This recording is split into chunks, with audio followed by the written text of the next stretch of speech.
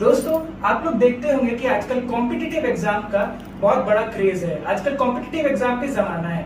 आप लोग हमारे देखते होंगे, सोचते होंगे कि सभी लोग यार आजकल सभी कॉम्पिटिटिव एग्जाम ही दे रहे हैं। कोई आईएएस की तैयारी कर रहा है, कोई पीएससी की तैयारी कर रहा है, कोई आईआईटी जेईई, कोई नीट। सेम इसी तरह से एक फार्मेसी ग्रेजुएट या फिर जो एक फार्मेसी की पढ़ाई कर रहा है एक इंसान, वो हमेशा तैयारी करता है जीपैट की।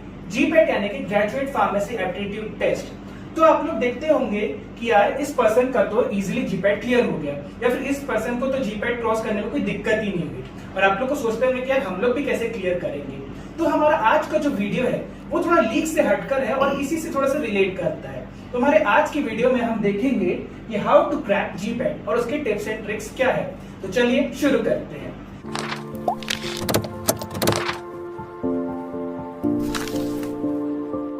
दोस्तों, आप लोग यहाँ पे देख रहे होंगे कि मैंने बहुत सारे पॉइंट्स लिखे हुए हैं, ठीक है। उसमें से सबसे पहला पॉइंट अगर मैं देखूं तो ये है प्रिपेयर अ प्लान। ये one of the most important point है, क्योंकि जब भी आप किसी भी एग्जाम की तैयारी करते हैं या फिर अपनी किसी भी टारगेट को अचीव करने के लिए निकलते हैं, तो आपके लिए सबसे जरूरी होता है एक प्लान को क्रिएट करना या फिर एक प्लान को प्रिपेयर करना। आप देखते होंगे कि जैसे मुझे किसी फॉर एग्जाम्पल बोर्ड के एग्जाम को क्रैक करना है, तब आप देखते होंगे कि यार मुझे इतने सारे चीजों के ऊपर तैयारी करनी है, इतने सारे टॉपिक्स पे मेरे को क्लियर करना है। सेम इसी तरह से जब आप जीपैट की तैयारी करते हैं तो आपको पता है कि यार मुझे कौन सब्जेक्ट को कितना टाइम देना है, या उस हिसाब से आप अपनी तैयारी स्टार्ट करते हैं, या फिर कौन से टॉपिक्स पे प्रॉपरली ध्यान देना है। तो ये है कि हमें प्लान को इस्टेब्लिश करने में, प्लान को क्रिएट करने में थोड़ा सा ध्यान देना चाहिए, और किसी भी एग्जाम को क्लियर करने के लिए हमें प्लान करना बहुत जरूरी है।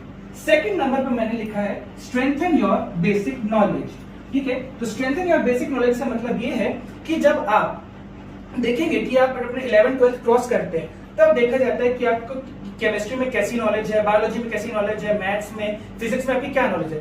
तब आपको देखा जाता है, क्योंकि ये जो चारों सब्जेक्ट रहते हैं ये आपके पूरे फार्मेसी की जो करियर है, पूरे बैचलर्स, पूरे डिप्लोमा, उन सब में बहुत बड़ा रोल प्ले करता है। क्योंकि उसमें आपको पता है कि जब आप केमिस्ट्री पढ़ रहे हैं तो उसमें एक कार्बन की वैलेंसी 4 होती है, CO2 का स्ट्रक्चर लीनियर होता है, सब कुछ ये रहता है।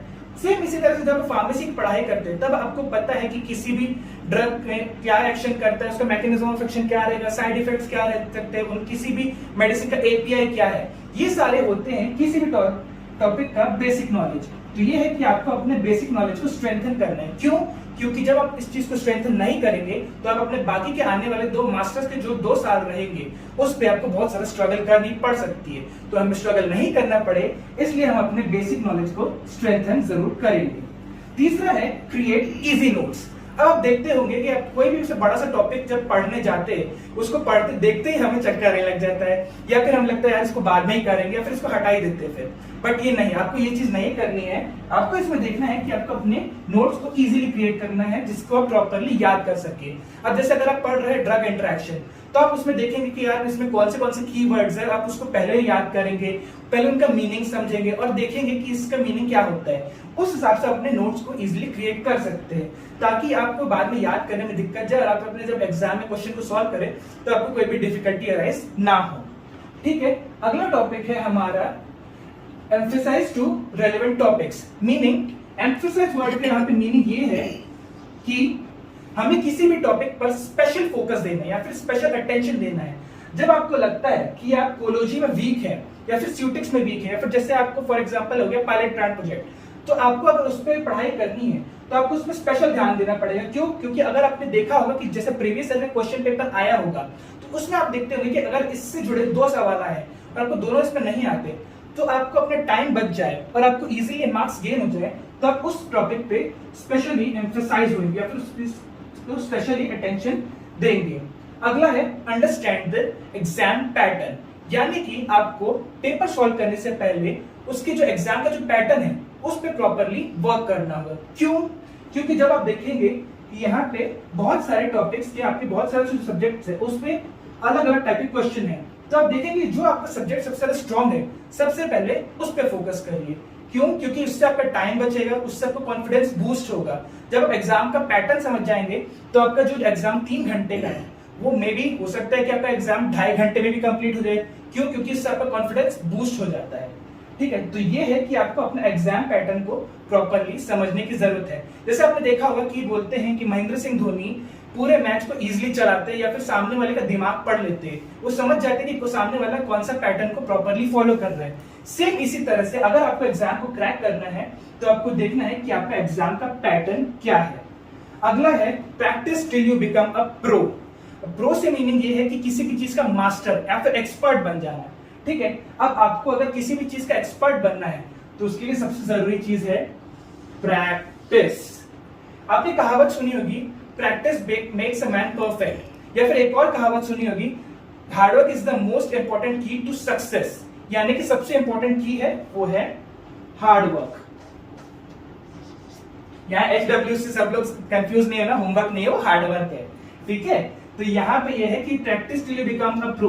अब इसमें आपको इतनी प्रैक्टिस करनी है कि अगर आपसे कोई नींद में भी उठ के पूछे कि बोले कि इसका एपीआई क्या है, तो आपको पता होना चाहिए कि क्रोसिन का एपीआई होता है पैरासीटामोल। तो ये चीज आपको इजीली रट जानी चाहिए एक तरह से, तो उसके लिए सबसे जरूरी है प्रैक्टिस। अगला है और जो सबसे ज्यादा इंपॉर्टेंट है, so last but not the least, time management. ये आप देखेंगे ना तो सबसे ज्यादा इंपॉर्टेंट टॉपिक है, सबसे ज्यादा इंपॉर्टेंट पॉइंट है। क्यों? क्योंकि हर क्वेश्चन को सॉल्व करने टाइम पे या फिर हर टॉपिक को पढ़ाई करने टाइम पे टाइम मैनेजमेंट बहुत ज्यादा जरूरी है। अब टाइम मैनेजमेंट इसलिए जरूरी है, फॉर एग्जाम्पल आप क्वेश्चन पेपर सॉल्व कर रहे हो, ठीक है। अब उसमें अगर सामने में आ गया कोई क्वेश्चन जिसमें आप अटक गए, अब आपको ये नहीं है कि अगर आप उसमें अटक गए हैं कि उस पर अटके रहे, आपको ये है कि इसको छोड़ के आगे क्वेश्चन पे जाए। क्यों? क्योंकि अगर इस पे आपको ज्यादा टाइम गया तो आपको दूसरे क्वेश्चन सॉल्व करने में ज्यादा डिफिकल्टी फेस करनी पड़ सकती है। क्यों? क्योंकि हड़बड़ी होती है तभी दुर्घटना घटती है। इसलिए यही है कि आप इस पे ज्यादा टाइम मैनेजमेंट पे प्रॉपर्ली स्टडी करें। दूसरे मतलब आप देखेंगे कि कोई आर्टिकल्स आते हैं कि टाइम मैनेजमेंट को कैसे वर्क करा जाए, उस पर कैसे सक्सेस पाई जाए, उस पर आप फॉलो करेंगे तो आपको समझ में आएगा कि टाइम मैनेजमेंट को कैसे हम फॉलो कर सकते हैं।